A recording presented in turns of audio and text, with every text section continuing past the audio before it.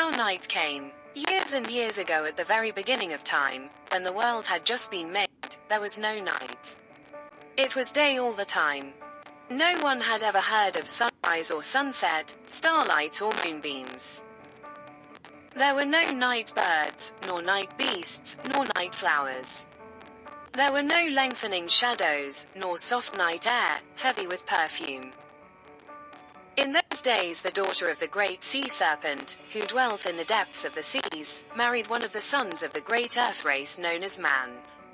She left, for her home among the shades of the deep seas, and came to dwell with her husband in the land of daylight. Her eyes grew weary of the bright sunlight and her beauty faded.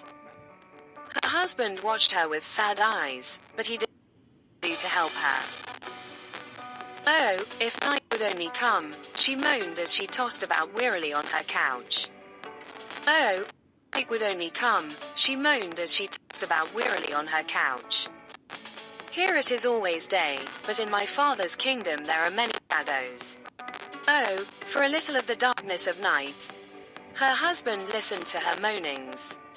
What is night? He asked her. Tell me about it and perhaps I can get a little of it for you. Night, said the daughter of the Great Sea Serpent, is the name we give to the heavy shadows which darken my Father's kingdom in the depths of the seas. I love the sunlight of your earthland, but I grow very weary of it. If we could have only a little of the darkness of my Father's kingdom to our eyes part of the time. Her husband at once called his 3 most faithful slaves. I am about to send you on a journey, he told them. You are to go to the kingdom of the Great Sea Serpent who dwells in the depths of the seas, and ask him to give you some of the darkness of night that his daughter may not die here amid the sunlight. The 3 slaves set forth for the kingdom of the Great Sea Serpent. After a long dangerous journey they arrived at his home in the depths of the seas, and asked him to give them some of the shadows, 6, of night to carry back to the earth. The Great Sea Serpent gave them a big bag full at once. It was securely fastened, and the Great Sea Serpent warned them not to open it until they were once more in the presence of his daughter, their mistress.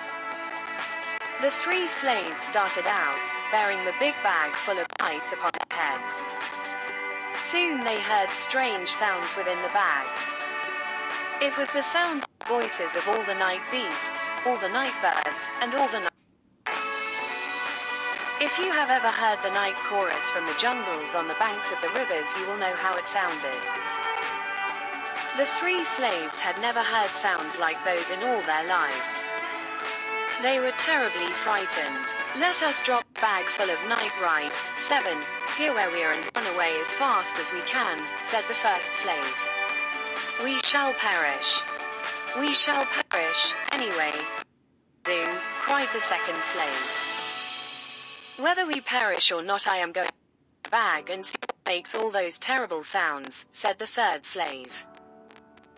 Accordingly, they laid the bag on the ground and opened it. Out rushed all the night beasts and all the night birds and all the night insects, and out rushed the great black cloud of night.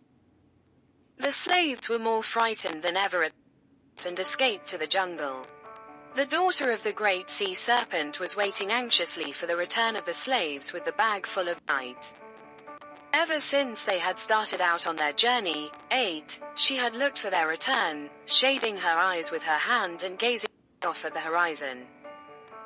In that position she was standing under a royal palm tree, when the 3 slaves took the bag and let night escape. Night comes. Night comes at last, she cried, as she saw the clouds of night upon the horizon. Then she closed her eyes and went to sleep there under the royal palm tree. When she awoke she felt greatly refreshed. She was once more the happy princess who had left her father's kingdom in the depths of the great seas to come to the earthland. She was now ready to see the day again.